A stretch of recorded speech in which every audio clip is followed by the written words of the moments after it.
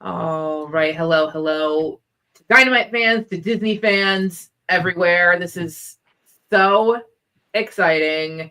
I couldn't be more excited to have the incredible Tad Stones and Greg Weisman here today to discuss the biggest new crossover that's coming your way. It's Gargoyles and Darkwing Duck. It's I think it's pretty mind blowing. I don't know about you guys. Well, let's put it this way: it was something I never expected to happen. Not even, or you Well, know it's what? I not. think Yeah, it's not like I think of, ooh, who could Darkwing team up with? Well, I wrote Hellboy comics. I could team them. It's like things like that just don't happen. And to me, Gargoyles is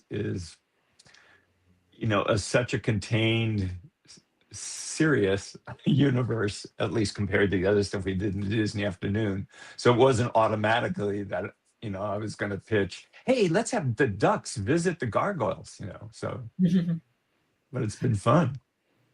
do we want to go back in time a little bit, back to those Disney afternoon days? Because have you guys known each other since the beginning of both your shows Only back on since Disney? 1989. 1989. Yeah, I started at Disney TV Animation in 1989. Tad had already been there for, I don't know how long, Tad, about 2 years. I mean, the division I mean, didn't start much before then. yeah. The Actually, I've never bothered remembering the year of the first year of the division. I started at Disney in 1974. Started in features, did some time at Imagineering, working in Epcot Center, bounced back to some live action TV, and did some specials, and ended up in Michael Eisner's living room with a bunch of other people talking about the possibilities of Disney getting into TV animation. Um, and that was technically, I started as an executive too, a creative manager, and that's in some ways that's what Greg did, because I was kind of his first assignment when he got to Disney, or Darkwing was, I should say. Well, Double O Duck was. Well, that's true. If you're going to Right. be technical about it, we will. Yeah, so I started at Disney in '89 as a junior executive, and my immediate boss was a guy named Bruce Cranston, who 4 days after I arrived, left on what was supposed to be a 2-week trip to Europe to help to check on the status of the new studios that we were putting together in France and England. And I guess when he got there, both studios were in crisis.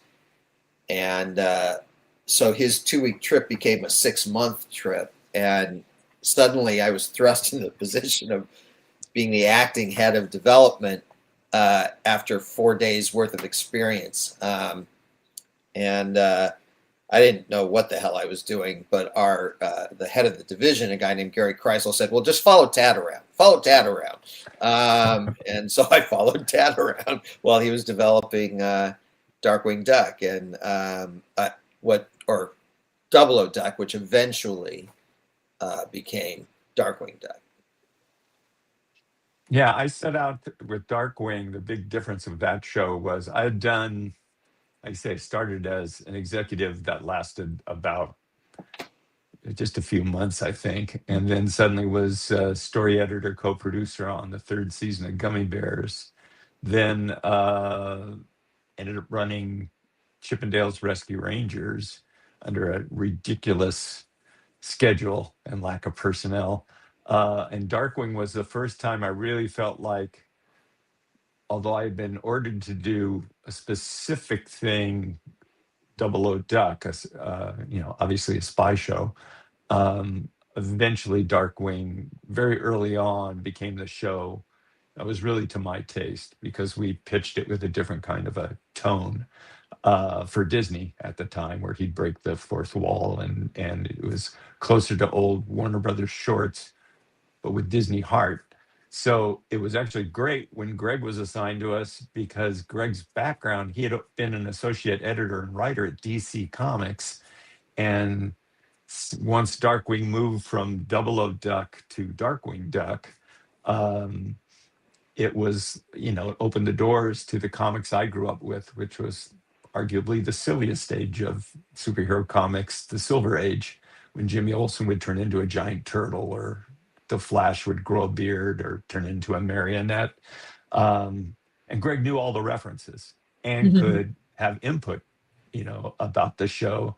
So his notes were more than just, what the typical notes. It was like he knew the background of all those, super characters from all the companies that we could play around with and parody and Darkwing.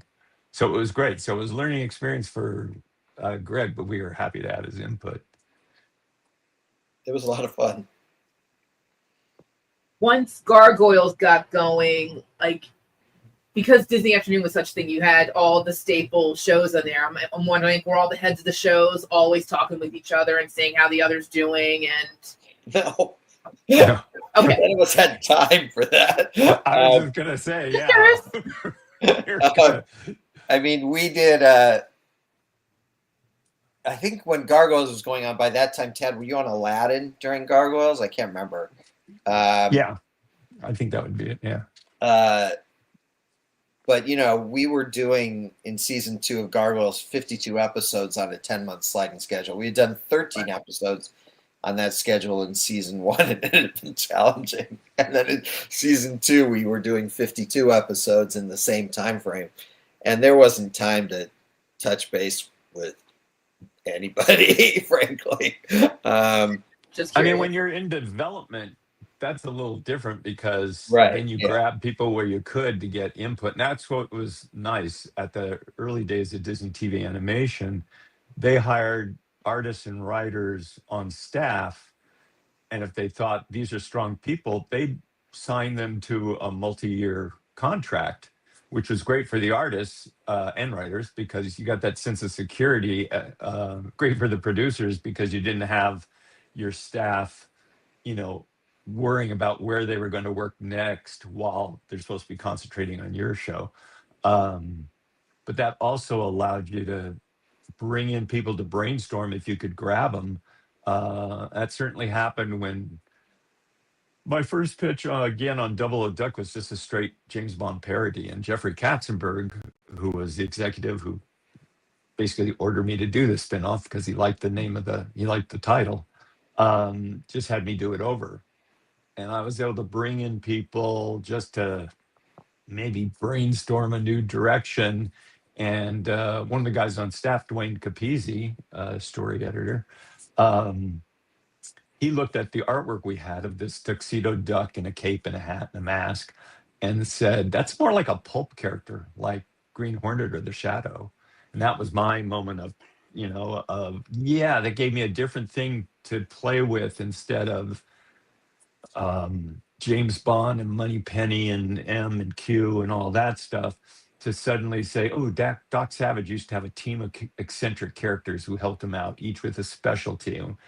For a while, very brief while, Double O Duck had a huge cast behind him. And then we kept paring it down, because the most important addition actually was giving him a daughter, the idea of this wild daughter who refused to stay at home, which was important to give the Disney heart. And the fact that he had to move to suburbia, for his daughter, and meanwhile had this spy career. We lost the right. We never had the rights to the name Double O Duck. We just kind of used it. And the people who did have the rights, who did the James Bond franchise, said you can't use it. They basically, cartoons had always done parodies and played with the double O, but the fact that Disney was taking out double page ads to promote the show, they thought that would be hurting the brand in too big a way, and had a contest. Alan Burnett, later went on to Batman, is the one who came up with the name Darkwing, and we took off from there. From there, it was, again, moved even away from pulp. Still had the spy stuff to finance things, but just embraced all the comic book side. And it was a ton of fun. And Gargoyles had a similar sort of, light bulb moment when we had pitched the show to Michael Eisner as an adventure comedy, very much influenced by Gummy Bears. And Eisner hadn't liked it. He hadn't bought it, and but Gary Kreisel still thought there was something in the idea, so he told me to keep working on it. And I brought in a handful of people to show them the pitch and get feedback on it. And one of the people I brought in was Tad, and Tad had recently seen an early, I want to say, animatic of Beauty and the Beast before it was released, before any of us had seen it. And we already had our sort of female human friend of the Gargoyles, and he suggested, well, instead of having all these little funny gargoyles, what if you had one big gargoyle? Mm-hmm. And just as with, the light bulb from Dwayne on the Pulp character, for me, that put a light bulb up over my head because, again, my background wasn't funny animals. It was superheroes. So artist named Greg Guler and I created the character of Goliath, and we put the whole comedy show through the prism of Goliath and came out the other end with the show that people saw on television. And it became sort of it became a superhero show just without flagging that it was a superhero show. So no one in capes and tights or anything like that. But in essence, that was the genre we were doing. And that ended up working out great, except that we came up with so many ideas for the show that when we pitched it to Eisner a second time, he still passed on it. And Jeffrey told us to keep working on it. And I didn't know what to do at first because I pitched it as a comedy adventure show. It had been shot down. I pitched it as an action drama. It had been shot down. But I looked at the pitch and I realized the pitch, we'd lost focus. We had all these great ideas for the show, ideas that we ultimately did use in the show because you're doing 65 episodes. You need a lot of ideas. But for the pitch, we had lost that focus on that Beauty and the Beast relationship between Goliath and Elisa. So we focused the pitch on that. I cut tons of cards from the pitch so that it was a much shorter, much tighter pitch and much more focused on the two leads. And by that time, Beauty and the Beast had come out. And I don't know if you know this, but it was something of a hit for the Walt Disney. And so, pitched that to Eisner, and he said, sold. And Jeffrey turned to me after the pitch and said, you added a lot to that, didn't you? And of course, I hadn't added anything. I just cut stuff to focus it. But I said to him, yes, I did. And the he rest added a lot of Greg Weisman heart to it. That's what he did. Desperation. Hey, Greg, I've got a question. I've never asked this before. Back when it was a Gummy Bears kind of show, was it set in medieval times or was it modern day? No, it was the 90s, and the 90s buzzword that Gary kept talking about was edgy. Everything had to be edgy. So instead of being cute little multicolored bears, we had cute little multicolored monsters. And instead of this sort of vague pastoral medieval setting, that's where the show began in flashback, in essence. But it was the same structure. A spell was cast on them. It was a little more comedic, but a spell was cast on them, and they woke up in modern day Manhattan because we thought Manhattan was much edgier than the vague past, and we thought that little monsters would be much edgier than little bears. And so that's, even in the comedy development, the basic structure of the show was the same, which was... Were they still working for the police or in conjunction with? They didn't really start working with the police. Elisa wasn't a police officer initially. Okay. When we first pitched the show, she was...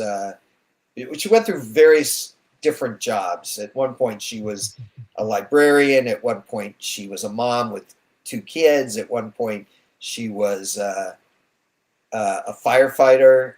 She might have been a police detective at one point. But once we focused on her and Goliath, it became obvious that the police detective thing would work. But really, the Gargoyles didn't start working with the police sort of in a upfront way until the Gargoyles comics from Dynamite. That wasn't something that was part of the original TV show. It's what's evolved since then. So you can see, Amy, that development at TV animation was not a straight line affair. Very rarely was something pitched. And I remember we pitched Hercules, and it just had one muse, and Hercules and Phil, the satyr, and kind of, Eisner said, great, that's a show. But our new boss then, Dean Valentine, said, no, you don't have a show yet. And our kind of reaction was, what do you mean we don't have a show? You're boss. He's the boss of everybody. He said we had a show. But we had to go back in and really work, and he ended up in, a mythical high school. So, even when you've got a green light doesn't mean that you really have a green light until someone says, no, slow down, work all this stuff out. Where are you going to get your stories from? Pitch us some ideas. Okay, now you can go ahead. I mean, we mentioned Aladdin earlier. I sold Aladdin with one art card, which was a picture of Genie and Aladdin, and 3 words, Aladdin, the series. And Eisner said yes. And I knew that was the approach to take with Eisner, because anything else I said, he might go, well, I don't know if I like that, or I don't know if I like, Yeah.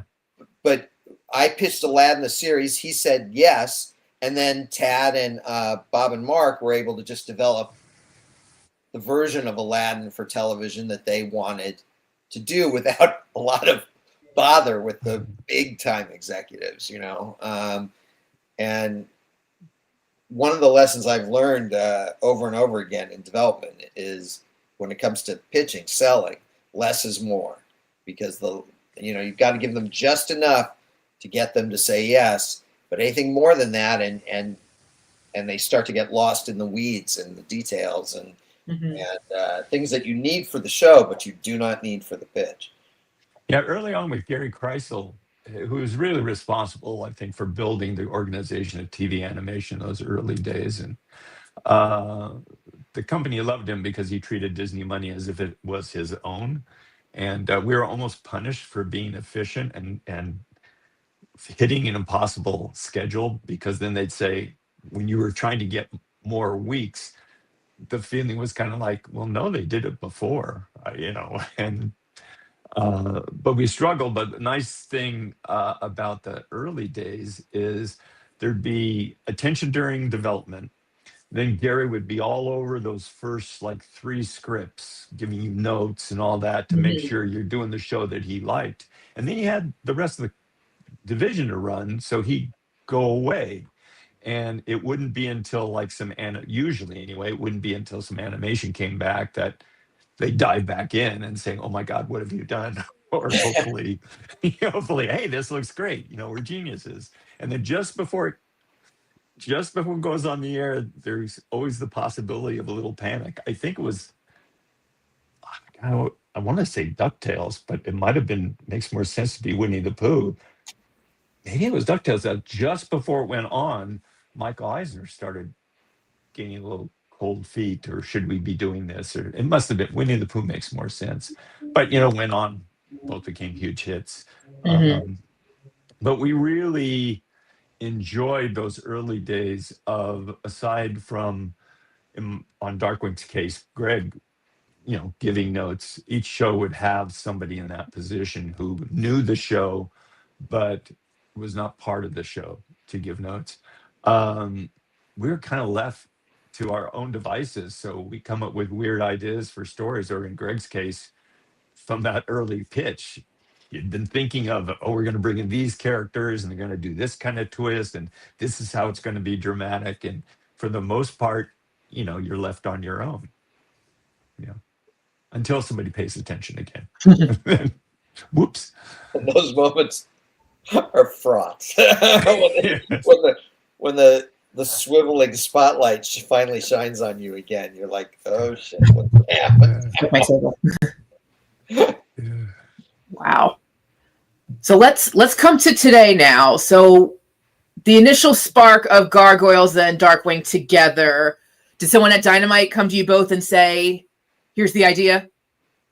Yeah, I was a guest on Nick's show. Does he do that show weekly where he's doing original art Yes. and all that? So it was a weekly show. I was on that. Yeah, I've And never he been a chatted guest with on that me. show. Pardon me, what? I've never been a I'll, guest on that show. I'll have to bug him about that. Like There you go.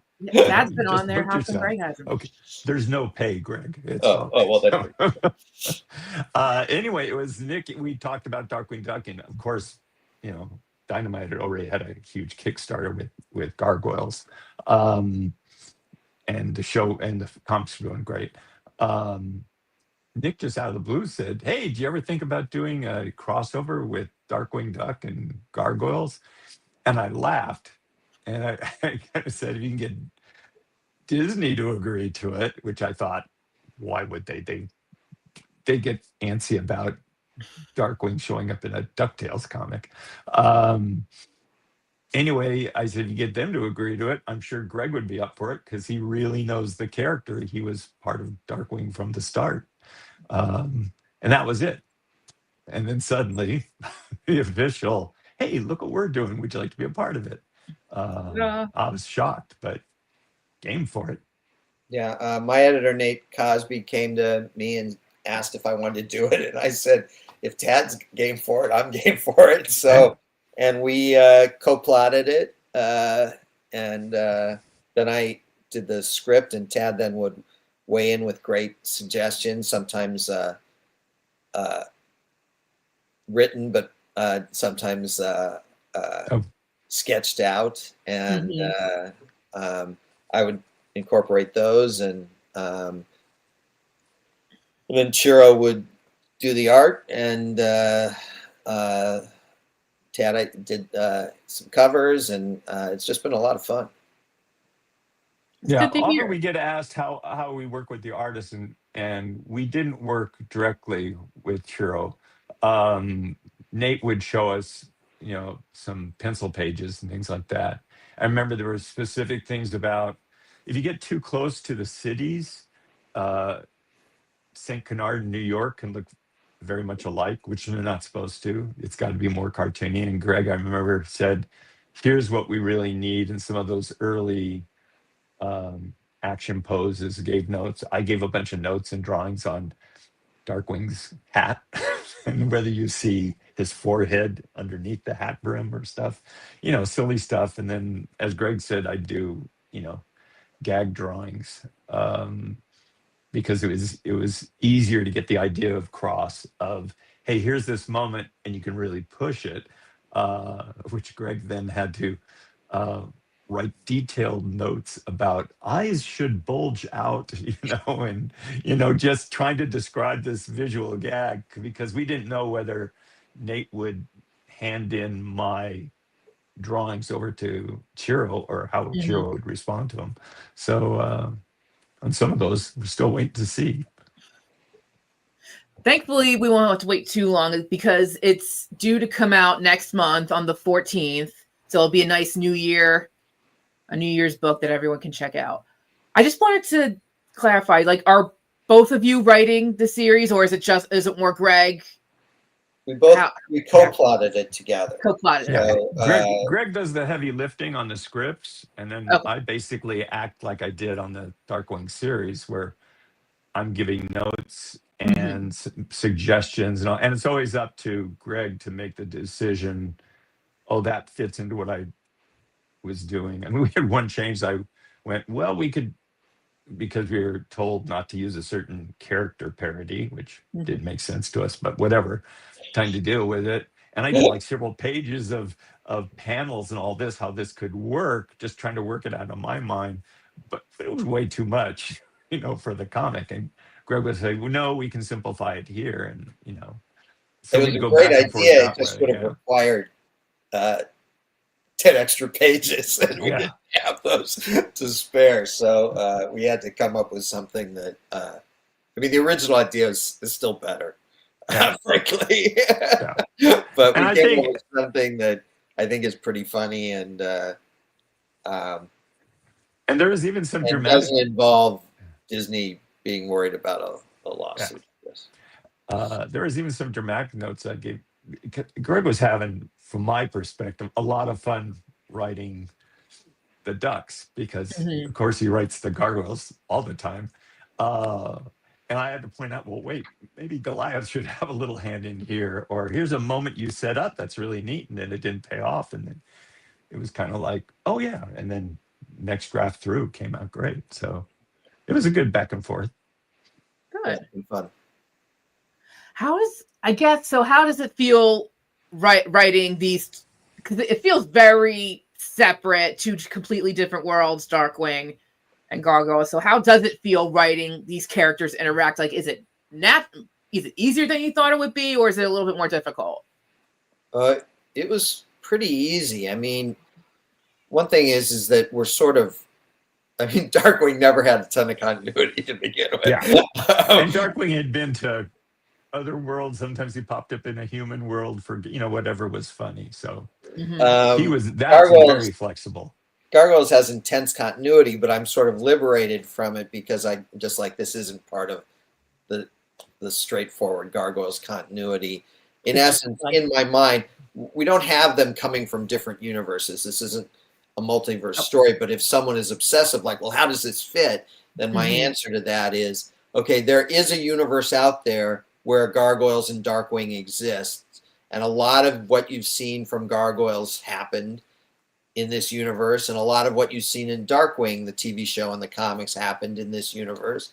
But this is the one universe where both properties exist. But what that meant is I didn't really have to sweat, okay, how does this fit into this or anything like that. We just did it. And I think, you look at a property like Batman just as an example, and it's capable of doing Batman Brave and the Bold, the TV series, which is very, as Tad would say, Silver Age, fun kind of version of it, all the way to, The Dark Knight, which is, Frank Miller's super serious version of it, and anything in between. There's a lot of room for Adam West and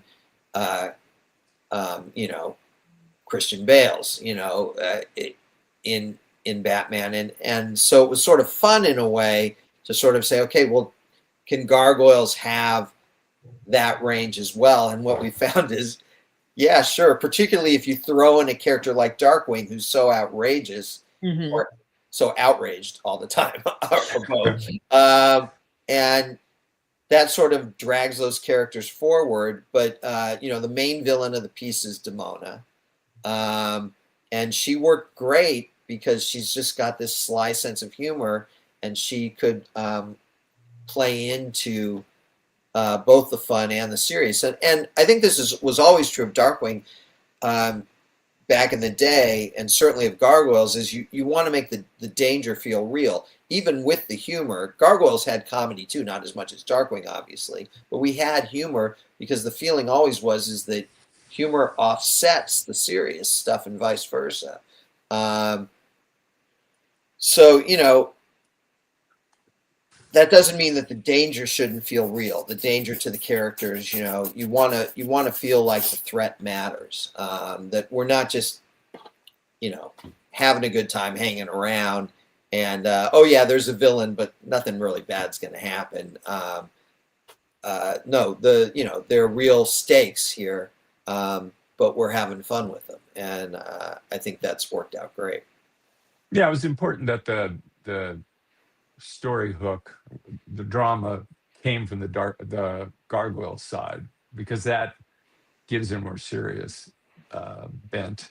Right. There's plenty of goofy villains that could have gone the other way, but we didn't want to do a story where the Gargoyles cast is constantly saying, "Oh my God, a talking duck," or that kind of thing. It's just you don't want to constantly take the reader out of the action, so you just do it. And they, if how Goliath reacts to Darkwing is about his personality, not the fact that he's a duck, because Gargoyle has seen all sorts of monsters. This is just one different monster, And there are parallels between the universes in Demona, and then in the Darkwing world, we have his sometimes girlfriend, Morgana Macabre, and that was a click. But both heroes also have daughters. There are different ways to go in this thing, and again, that's how we did the entire Darkwing series. You just do something, and everybody just treats it like this is the reality of the moment. And Negaduck, which you guys did a comic series of, started out as being Darkwing being split in two, a good side and a bad side. And I really liked Negaduck. And at the end, I told all my story editors, let's do more Negaduck stories. And they said, how can we do that? Does he keep getting split in two? And I said, no, nobody likes Posiduck. He's stupid, but I love Negaduck. And he said, how do we explain it? My answer was, you don't. Just do the stories, and it worked out fine. That's pretty much how this ran too. You just, hey, we need to go to New York. Okay, get in the plane. Right. Nice. Would you so are there specific character combinations that were the most fun to write? Like, is Goliath and Darkwing interacting like the coolest part to write, or we had a nice sort of, for most of the series, a nice sort of triumvirate in Goliath, Elisa, and Darkwing. And the playoff of that trio was a lot of fun. Then later in the issue, we also have, as Tad said, Morgana and Demona at the beginning. Later, you get more of a Morgana-Elisa pairing. So you have the two girlfriends together. Mm-hmm. You also get some great Angela Goslin moments, I think, between the two daughters, but we weren't going out of our way too much to sort of say, who do we need to lock in together? It was more like, how does the story play out with these characters? We've got a big reveal that I'm not going to give away in terms of the threat and the danger that comes in the last couple issues, but we just had fun with whatever was there in the moment. So there's some really funny Bronx Launchpad stuff. It's not that Bronx and Launchpad are parallel characters in the series. It just worked out and they were funny together. So we did quite a bit with that. And just, had a good time. But we didn't try to, lack of a better term, overthink it too much, just whatever felt like it worked. Nice. Before I do my next question, anyone who's watching out there, if you guys have a question for Tad or Greg or both of them, please put it in the comments. I'll pop it up because I think this is the perfect time if they've ever wanted to ask you something about either the shows or about the crossover. Was there back at Disney, was there ever plans to ever crossover shows? Just theoretically, was there ever any plans like that, or was like everyone just kept on their own shows in their own corners and just did their best? I don't think so. Trying to think back, because generally, especially in the syndicated shows, it's like these characters are in this show and it's being showed on this network, and this is going to syndication, this one's going to the other network, and you couldn't, it was a bigger deal. It would be more like Marvel crossing over with DC as opposed to Marvel characters appearing in each other's books. But you did bring you had Launchpad, you brought Gizmo Duck in over from DuckTales. On Aladdin, pitched a story that was loosely parroting Bonanza called The Sons of Poseidon, where you had Theseus and you had Polyphemus, the Cyclops, but you also had Triton. And it was going to be young Triton from Little Mermaid, but like if Triton was Little Joe. Okay. This was Hoss and Theseus was Adam. And I pitched that to Bob Schooley and Mark McCorkle, and they didn't go for that. But we did the episode. We just, did Theseus without the other two Poseidon sons. So it wasn't really part of the game plan to cross those series over much. They all sort of, even the ones that were complementary towards each other, were all sort of existing in their own universes. Mm-hmm. But a big part of that, again, was scheduling. You know, I mean, Right. it was like, who had time to work that out? I did, when Tad and I did Team Atlantis. I was going to bring that up. Yeah. Yeah, we had a Demona story set in 1921 before the whole show got Eviscerated. Yeah. So, We went from having 40 episodes to one movie that made 3 episodes. Those 3 episodes or something. Yeah. So we were planning to do a Demona crossover set in the 1920s, Nice. which would have been fun. But we didn't actually call her Demona. Like, it was sort of like, if you were a Gargoyles fan, you'd know who she was. Mm-hmm. And you know why she was alive in the 1920s. But if you had never seen Gargoyles ever, this was just the threat that the Team Atlantis gang was facing, back then. It does suggest, Tad, that we should pitch Dynamite on doing a Team Atlantis. That's true. Gargoyles crossover. That would be cool. Yeah. And use that story finally. God. I think Bill Turner has a copy of every script. I got a copy of that script, at least. I also have the voice that recording. would make it We very easy recorded- to write an ongoing series. We recorded that episode before the show got killed. So we have it with Sheena Easton and Marina Sirtis, who played those characters, a couple characters in Gargoyles, plus all the cast of Team Atlantis. And I still have that on cassette because that's how long ago this was. Yeah. I mean, so anyway, the crossover idea, it would seem natural, but even, I mean, there are some fans who get upset when I say that Darkwing and DuckTales, the series, are 2 different universes. And they say, Launchpad, he proves that they're the same universe. And I've always said, Launchpad proves that they're not the same universe because he's a good pilot in Darkwing. He's a lot stupider than he was in the original DuckTales. And I said, you guys don't know what alternate universes are. I always go back to Star Trek. You know, when they go in the evil universe, there's an evil Spock, there's an evil Kirk, there's that's what it is. It's like, yes, there's a Scrooge and all of that. And that was not, at least back then, not a big deal when I brought in those. And I think because they were all ducks, nobody blinked an eye. Later on,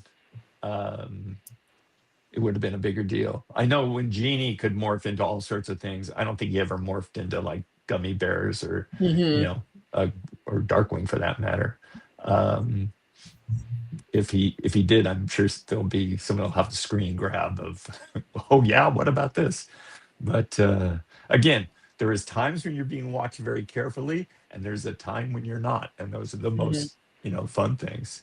I mean, Greg has a story working with Gary Kreisel about Gary checking in and saying, "So, how are things going?" And Greg pitched him all sorts of things that Gary said, "Well, you can tell the story, Greg." But Gary said, "Oh God, don't do that." Gary took Frank Parr and I to lunch. Frank and I were the showrunners on Gargoyles, and he was actually apologetic at the beginning of the lunch, saying, "Hey, I've just been busy with all this other stuff, and I don't know what's been going on with the show, and I apologize for that. So, how's it been going?" We're like, "Great. What have you been doing on the show?" So we described a bunch of stuff, including Fox and Xanatos, who are 2 of our villains, getting married and having a baby. And he's like, "Oh, whoa, don't do that. Can't do that. We can't have the villains raising a kid. That's horrible. But you also can't take the kid away from them. That's a no-win situation. Don't do that." And there's this long pause as Frank and I look at each other, and then I turned to Gary and I said, "We already did it." And Gary there's another long pause, and I know what's going through Gary's head. You know, there had been a couple shows, Bonkers was one of them, that had gone through a lot of creative challenges and a lot of problems, and so he had this option. He could, you know, blow the whistle, set off a bunch of alarms, stop Gargoyles, and throw another show into crisis. And I watched literally as this wave of exhaustion rolled over him. And so he just sort of sighed heavily and said, all right, but don't dwell on it. Mm-hmm. And Frank and I were both like, oh, no, we won't dwell on it. I don't even know what that meant in that context, but we were like, of course not. We won't dwell on it. But, you know, it would have torn our whole show apart if he had insisted on changing it. But we just fortunately hit him at a moment where instead of kind of panicking and throwing the whole thing into disarray, he was just too exhausted to do that. So we got to go forward as planned. But and I think it was the right thing to do. And I think ultimately Gary would have seen that once he saw the details of it. But I used to tell moment, people there's that very frightening moment when well, the whole show is at risk suddenly. Yeah.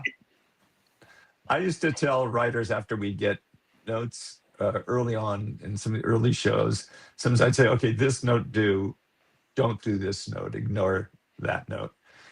Because sometimes it was, this is the kind of thing that bothers him in script. And I know when he sees it in animation, if not storyboard, he'll be fine with it. And it wasn't like I had a list of things. It was just having worked with him long enough to just get a sensibility that, you know, there's sometimes with my animation background, I know this is going to work. No one will question it. It's just going to be there. But when you have it written down on the page, it's the wrong gears of your brain spinning. But for the most part, those are the golden years of light interference, because we didn't have network notes on our shows, because we were working for, in essence, Buena Vista Distribution, who had no say. Once Michael Eisner said, this is the show they're going to do, they had to promote it and put it on the air. And, you know, if they had say in Gargoyles, I think specifically, in those days, they did not want continuity from show to show, because they wanted to be able to mix up episodes and all that. And they did. I know some station would play just a formula. You'd have Monday through Friday, and then on Saturday, they might play a Tuesday episode or a Tuesday from the previous week. You know, whatever their formula was, nobody was paying attention to content. That's how they would just mix things up, which, you know, could puzzle a lot of people, you know. On the other hand, in early days of comics, for me anyway, you picked up a comic book. It's your first comic book. The comic's been going on since 1938. And it's like, oh, I'm intrigued. Who's these characters? Well, this guy seems to be the editor, and here's the best friend of Superman. And that woman is Lois Lane, seems to suspect Clark Kent is Superman. What's going to happen there? You know, and you just bought it. You know, later on, even in the deepest continuity years of Chris Claremont's X-Men, you know, if you picked it up and there's this gorgeous artwork and the character drama is cool, it's like, I'm going to piece this together and maybe look for back issues or whatever. You know, it was just, you know, we couldn't do the crossover, you know, stuff and all that. But, you know, bringing some of those sensibilities, like the idea of a villain having a baby, it's like, I don't even know what that triggered him. It's like, no, having a villain who actually has more than a single, you know, a two-dimensional life, to actually say, no, he's a father and, you know, has this villainous intent. And it's like, well, no, that might impact his worldview of, you know, kind of talking to a baby and looking out the window, all this will be yours as soon as I take it over, you know. It's just, you know, again, that's one of those things where you start watching the episodes, you don't question it at all. It seems like especially comics stories today, that really is the go-to way to have something crossover. Would you guys like think it's the best way to make a crossover happen just through comics? I mean, we've seen it with DC and Marvel. I mean, and earlier this year, the Gargoyles met the Fantastic Four. So, like, is it really the best way to have something crossover and like it's less things to worry about, less elements to worry about? It's definitely easier. If everyone is on board with the project, there are just fewer moving parts, is what it comes down to. So there's no doubt it's easier. I don't know if it's better or the best way or anything like that. I mean, if you're going to do Alien Predator, you probably want to see it on a big screen, I'm guessing. Not that it wouldn't be fun in comics, it would, but, if given the choice. But obviously it's a lot easier to do in comics. Certainly less expensive.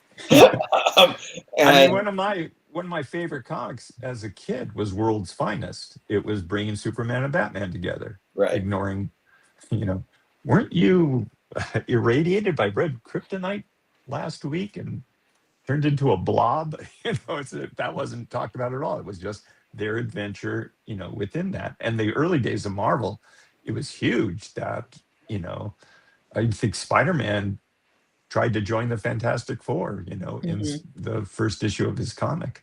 I mean, when I was a kid, I didn't even get that there were companies that you didn't cross the lines with. I'd see Batman team up with Green Lantern in a Brave and the Bold issue or something like that. And then I'd see an issue with Captain America teaming up with Iron Man. And for all I knew, in the next issue, Batman would team up with Captain America. I didn't know that.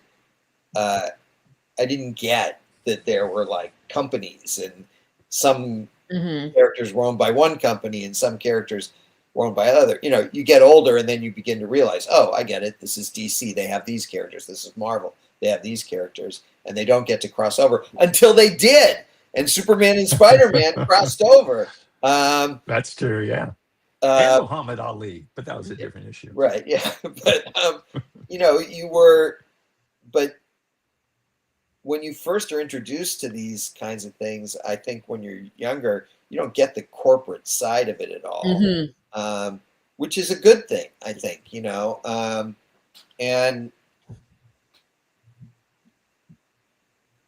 and so, I think when we do these sort of crossovers, there's an element of not childish, but childlike fun to it, whether I'm crossing over Gargoyles with Fantastic Four or crossing over Gargoyles with Darkwing, there's a fun, sort of childlike glee to doing that, at least for me. I hope for the readers too, but certainly for me, just because this is just cool, we get to cross these things over, and I don't have to sweat the continuity. I don't bother with that.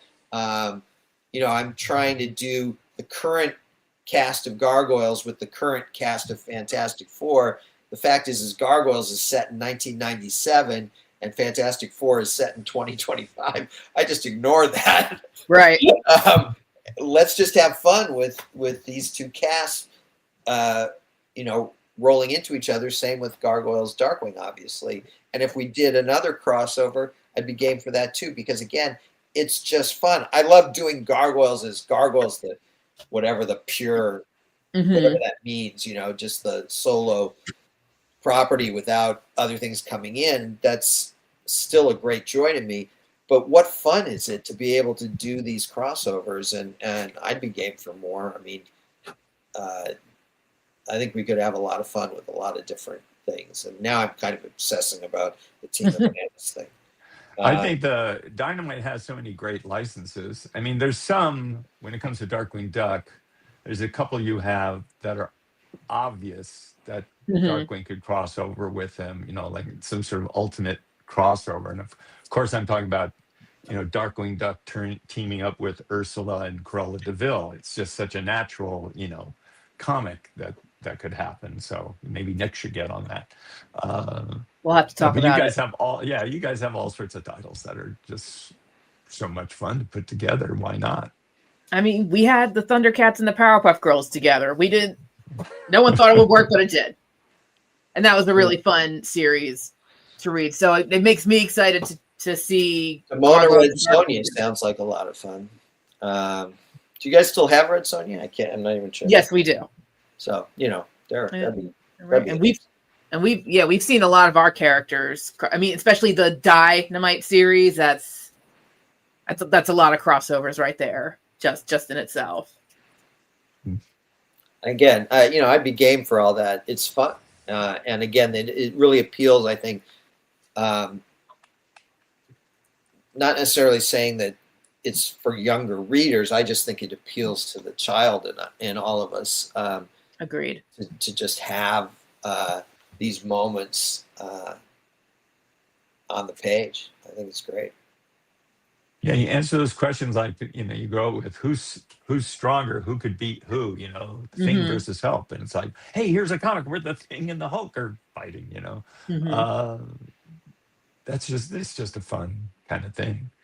I mean, it's a huge game of what if, it's like, or I guess it's owned by Marvel, so we'll call it Dynamite's How About, how about if these different characters teamed up? Or like I say, a lot of these are just so natural that you wouldn't think twice about it.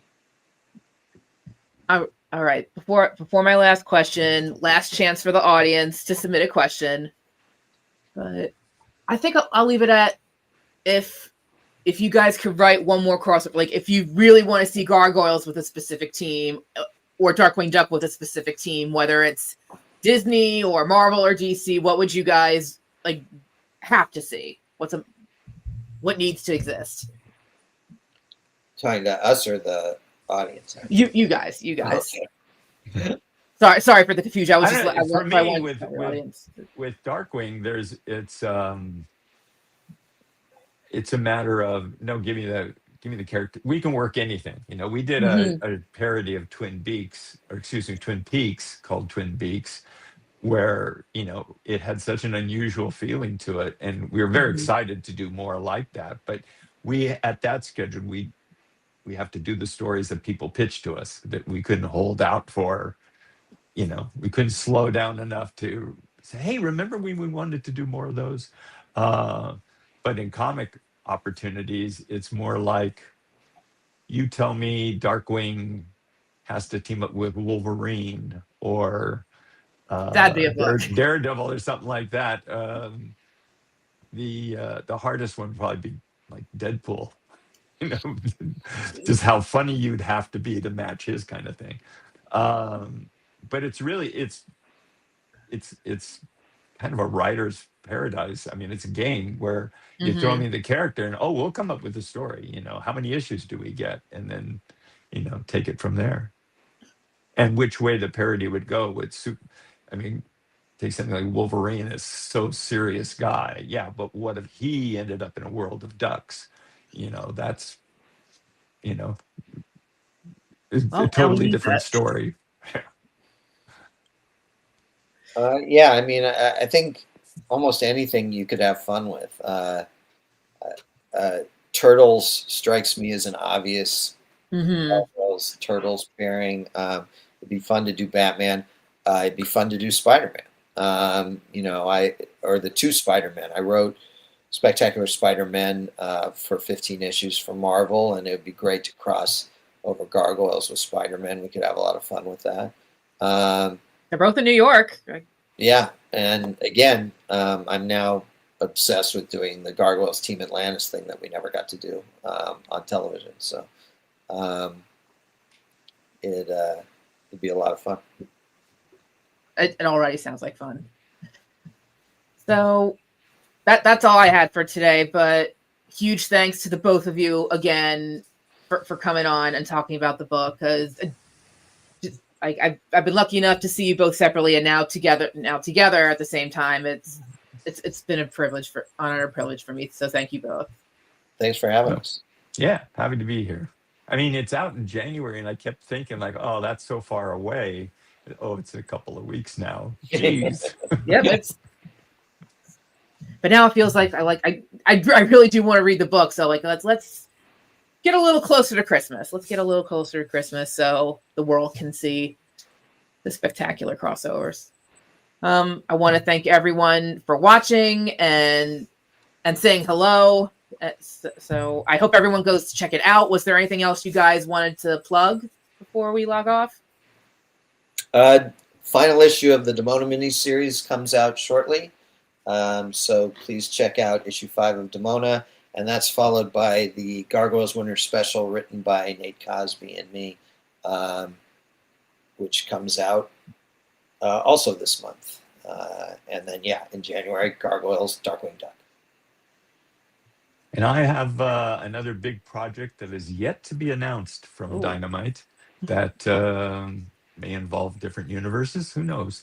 But I'll let them announce. And I'm happy I get to do covers for all these things and always throw in my 2 cents worth on the content. So I hope stay tuned. I hope I get to stay tuned. I hope I can see both of you again soon. Sure. I hope we can do another interview again soon. No problem. So, thank you both again. Thank you to everybody. I hope everyone has a great rest of the day. And check out Gargoyles and Darkwing Duck when it hits stores. It's stores next January. All right. Thank you, guys. Thanks. Thanks.